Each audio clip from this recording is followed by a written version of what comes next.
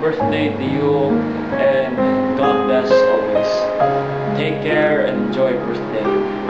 Next would be your birthday verse, which can be found in 1 Corinthians chapter 10 verse 31.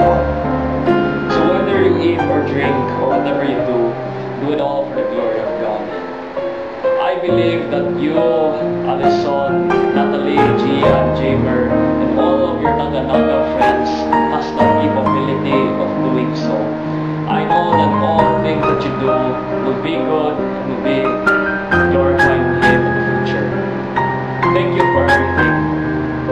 Really. I don't know if it was mere fate or coincidence we met, but I'm just thankful to God that I've met the Naga friends, you, Alison, Gia, Jamer, and etc. Actually, to be honest, my life has changed because of you. Yes, you and the rest of the company A, it's changed me for the better.